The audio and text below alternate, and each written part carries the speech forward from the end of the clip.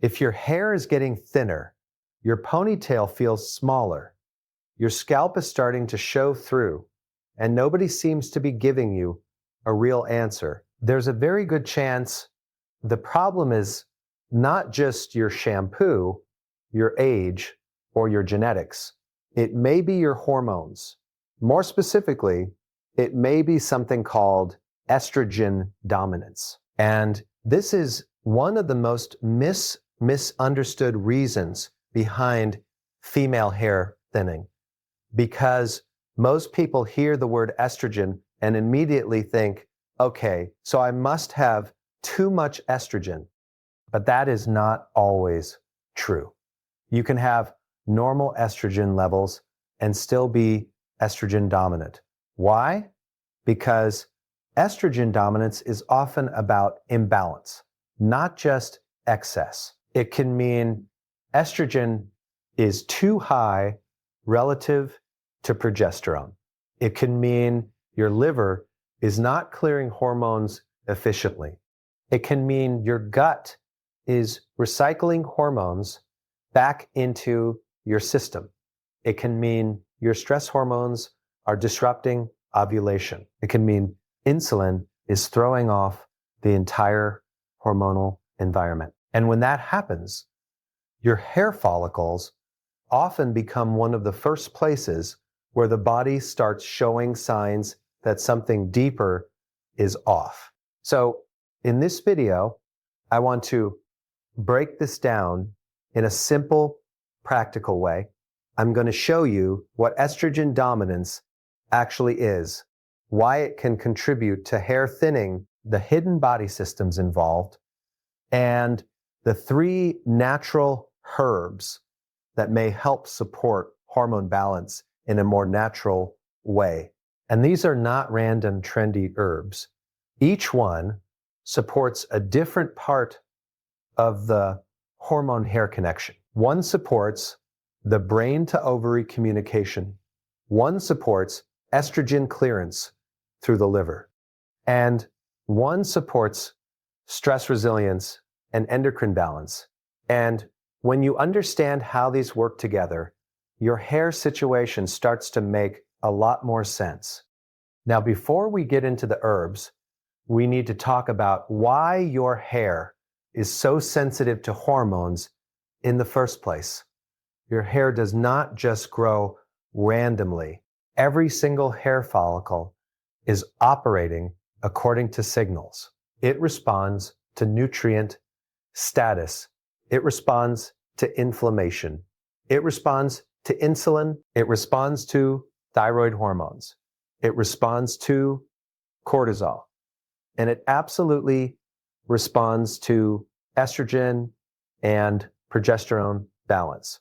Hair growth happens in phases. There's a growth phase called anagen, a transition phase, and a shedding or resting phase. And a shedding or resting phase, when your hormones are stable, your body can keep more follicles in the growth phase for longer. But when your hormones are disrupted, especially over time, more follicles can get pushed into the resting and shedding phase. That's when you start seeing more hair in the brush, more hair in the shower drain, more scalp visibility, slower regrowth, and hair that just doesn't feel as full as it used to. And the frustrating part is this often happens gradually. It doesn't always show up as one dramatic event. It can happen quietly over months or even years. Your part gets wider. Your temples get thinner. Your crown loses density. Your texture changes. Your hair becomes flatter, weaker, drier, or more fragile. And if nobody connects that to hormones, you can waste years chasing the wrong solutions. Now let's talk about estrogen dominance itself. Estrogen is not the enemy. Estrogen is actually incredibly important. It plays a role in skin, bones, mood, metabolism, brain function, and yes, even hair. The problem is not estrogen by itself. The problem is imbalance.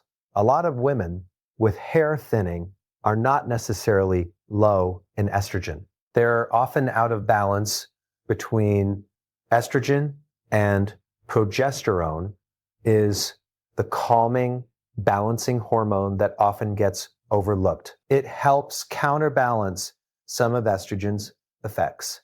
And when progesterone drops, estrogen can start having a stronger influence, even if estrogen itself is not technically high. That's why a woman can have symptoms of estrogen dominance while still being told her lab work looks normal. This is very common. You can feel hormonally off while still falling into a so-called normal range, because normal does not always mean optimal. And hair follicles are very sensitive to these subtle shifts. So what can cause this imbalance? A lot of things. One major cause is poor ovulation. If you do not ovulate well, you often do not make enough progesterone. That creates a setup where estrogen has less opposition. And what can disrupt ovulation? Stress, blood sugar problems, insulin resistance, nutrient deficiencies, poor sleep, excess exercise, undereating, chronic inflammation, thyroid dysfunction. Another cause is poor estrogen clearance. Even if your body is making hormones appropriately, you still have to process and eliminate them properly. That job falls heavily on the liver and the gut. If those systems are sluggish, estrogen metabolites can build up or recirculate, and that can create symptoms that affect the scalp, skin, mood, energy, and cycle. Then there's the modern environment. Many people are exposed to estrogen-like compounds from plastics, personal care products, pesticides, and ultra-processed food packaging. These compounds are often referred to as xenoestrogens. They can add to the hormonal burden and make it harder for the body to stay balanced. Now, does that mean every woman with hair thinning has estrogen dominance? No. Hair thinning can have many causes: iron deficiency, low protein intake, thyroid issues, insulin resistance, androgen sensitivity, autoimmune conditions, crash dieting, postpartum changes, menopause, chronic stress. But estrogen dominance is one of the hidden patterns that often gets missed, especially when the hair thinning is accompanied by other hormone-related symptoms. So here are some signs that your hair issue may be connected to estrogen dominance or estrogen progesterone imbalance. You have hair shedding that seems to fluctuate with your cycle. You have heavy periods. You have PMS. You have breast tenderness. You have bloating. You have mood swings. You have headaches around your cycle. You feel puffy or inflamed. You gain weight easily around the hips, thighs, or lower abdomen. You feel emotionally worse before your period. You may also have irregular cycles, sleep issues, low energy, or signs that your body is stuck in a stress state. And if several of those are happening at the same time as hair thinning, you should not ignore the hormone angle. Now let's get into the 3 natural herbs. The first one is Vitex, also known as Chaste Tree Berry. This is probably one of the most important herbs to understand when it comes to hormone-related hair thinning, because Vitex is not really about adding hormones. It works more by supporting communication between the brain and the ovaries. And that's a huge deal. Your ovaries do not operate in isolation. They respond to signals from the hypothalamus and pituitary in the brain. If that communication gets disrupted by stress, poor sleep, blood sugar instability, or endocrine imbalance, ovulation can become weaker or less consistent. And when ovulation is weak, progesterone often drops. That is where a lot of estrogen dominance symptoms begin. Vitex is often used to help support a more balanced luteal phase, which is the second half of the cycle after ovulation, where progesterone is supposed to rise. Why does that matter for hair? Because progesterone helps create a more balanced internal environment. When progesterone is too low relative to estrogen, the body can become more inflamed, more symptomatic, and more hormonally unstable. And unstable hormones often mean unstable hair growth. A lot of women with this pattern will say things like, "My hair started thin, Angie. When my cycle got weird, my shedding got worse. After years of PMS, my hair has never been the same since my hormones changed." That is not random. That is often a clue. Now, Vitex is not a quick fix. This is not a stimulant. It doesn't usually work overnight. And honestly, that's one of the reasons people give up on it too soon. They take it for a week and say, nothing happened. But hormonal shifts take time. If the issue is rooted in poor ovulation and low progesterone support, you are dealing with a deeper rhythm problem in the body that often takes several weeks or several cycles to improve. And here's something very important. If you're trying to support hair growth, you have to think long-term. Hair follicles are slow reporters. They don't give instant feedback. Your body can start improving internally before you see major visual changes in the mirror. That's why consistency matters. Now, the second herb is milk thistle. And this one is massively underrated when it comes to hormone-related hair thinning, because if your body cannot clear hormones efficiently, the whole system gets backed up. And that backup often shows up in ways people don't expect. Your liver is one of the key organs responsible for processing used hormones. It helps convert and package them so they can be eliminated. But if your liver is overloaded, inflamed, sluggish, or nutrient depleted, this process may not happen as efficiently as it should. And in the modern world, your liver has a lot to deal with. Ultra-processed foods, alcohol, refined sugar, seed oils, environmental toxins, medication burden, poor sleep, stress hormones, chronic inflammation. All of these can increase the body's toxic and metabolic load. And when that load gets too high, hormone processing can become less efficient. That can contribute to estrogen dominance patterns, and once again, your hair can become collateral damage, because hair follicles are very sensitive to internal inflammation and metabolic stress. Milk thistle is best known for supporting liver health. It contains compounds that may help protect liver cells and support detox pathways. Now, I want to clarify something, because the word detox gets used in a very gimmicky way online. This is not about a juice cleanse. This is not about starving yourself for 3 days and drinking green powder. Real detoxification is a normal biological process. Your liver is doing it every day.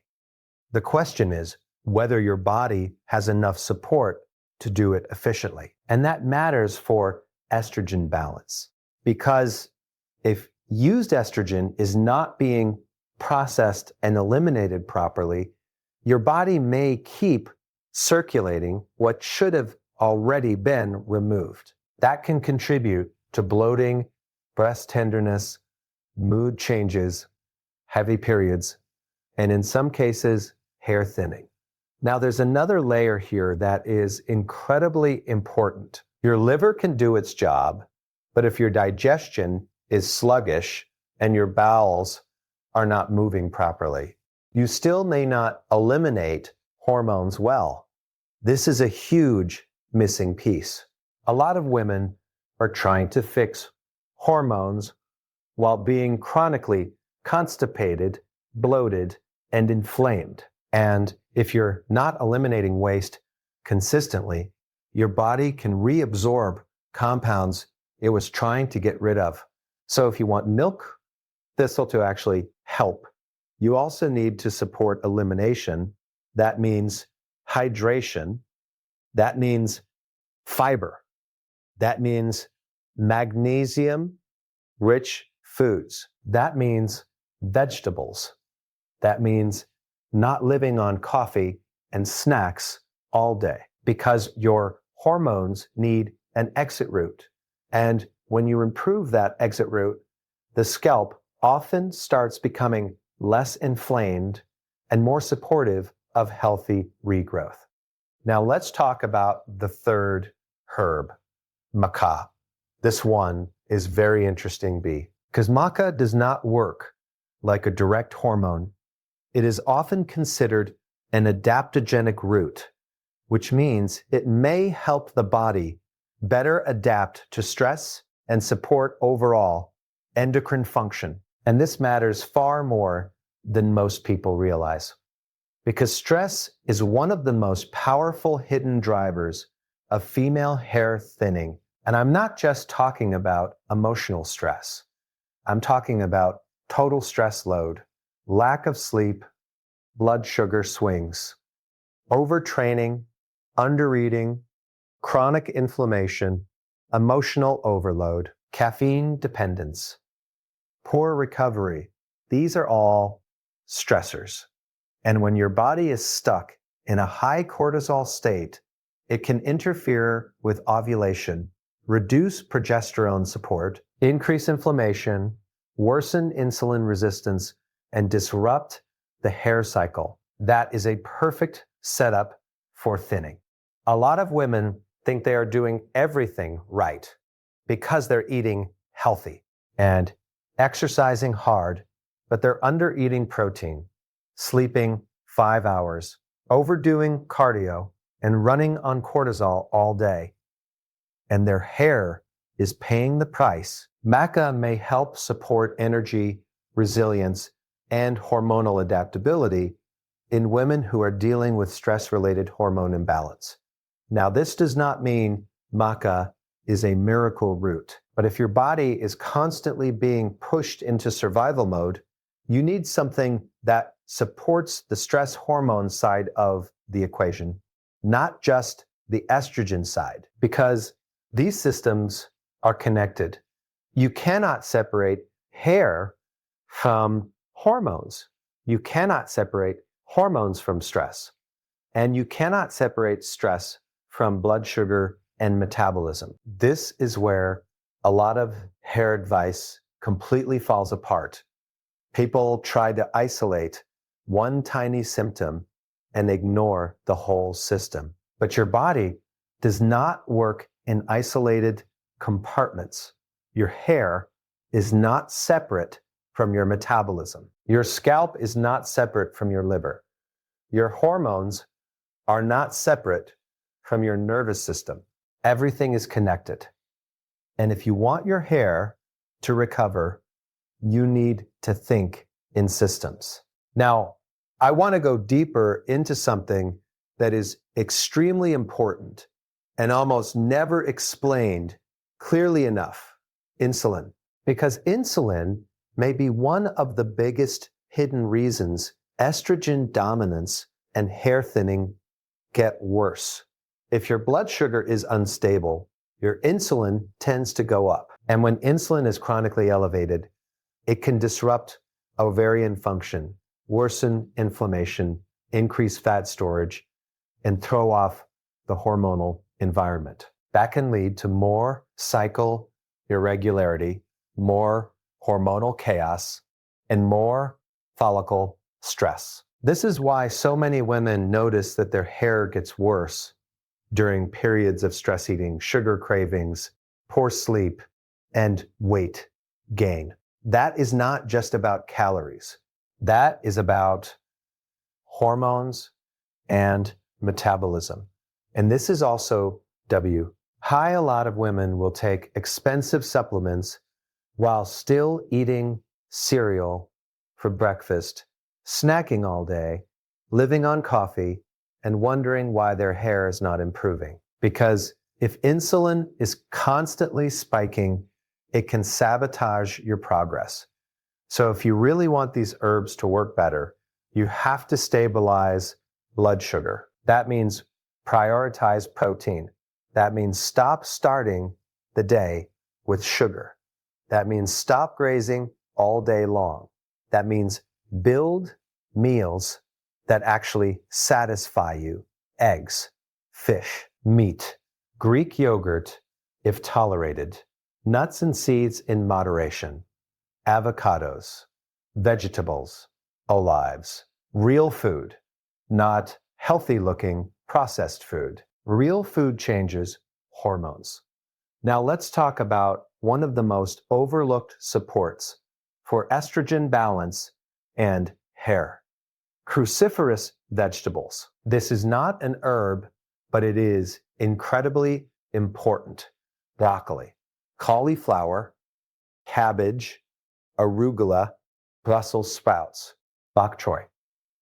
These vegetables contain compounds that support healthy estrogen metabolism. That means they may help the body process estrogen in a more balanced way. And this matters because not all estrogen metabolites are equally beneficial. You want your body processing hormones efficiently, not getting stuck recycling inflammatory leftovers. This is one of the reasons why women who live on ultra-processed foods and avoid vegetables often struggle with stubborn hormonal symptoms for years. Their body is under-supported at the exact pathways that matter most. And again, the hair tells the story. Weak strands, dull texture, poor regrowth, more shedding. Now, another thing I want you to think about is protein, because you cannot build healthy hair without enough raw material. Hair is made primarily of protein. So if your hormones are already off and you're also under eating protein, your follicles are trying to survive on very little support. And T. Hat often shows up as thinner, weaker, slower growing hair.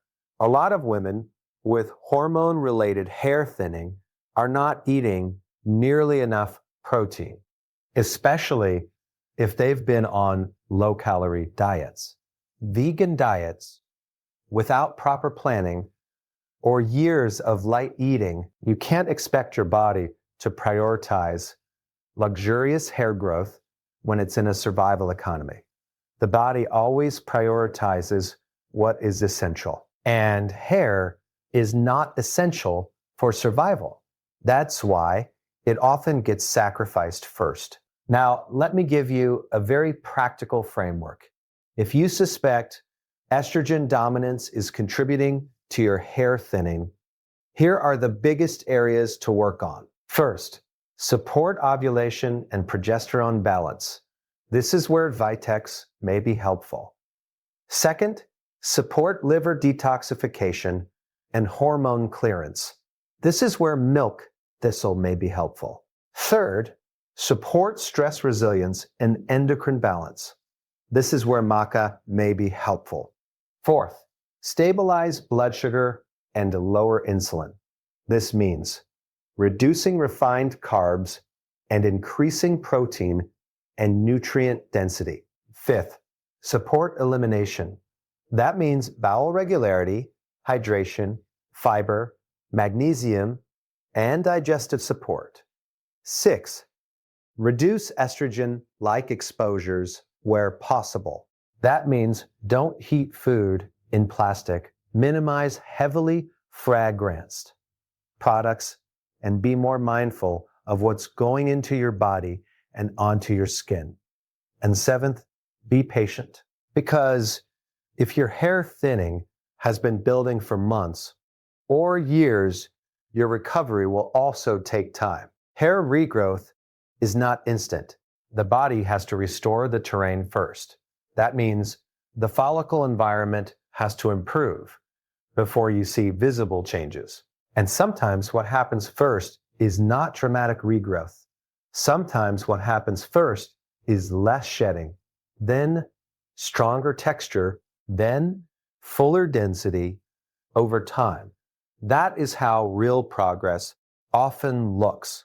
And I also want to say this, if your hair thinning is severe, sudden, or progressing quickly, you should not just assume it's hormones and ignore everything else. You may also need to look at iron, ferritin, thyroid markers, vitamin D, insulin, and other underlying NG issues, because hair loss is often multifactorial. Hormones are a major piece, but they are not always the only piece. Still, if you've been focusing only on the scalp and ignoring the internal hormonal terrain, you may be missing the exact thing that's driving the problem.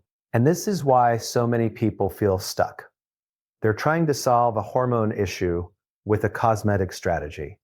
And cosmetics can help the appearance, but they don't fix the root. If the body is inflamed, insulin resistant, estrogen overloaded, progesterone depleted, stressed, undernourished, and constipated, no fancy serum is going to fully overcome that.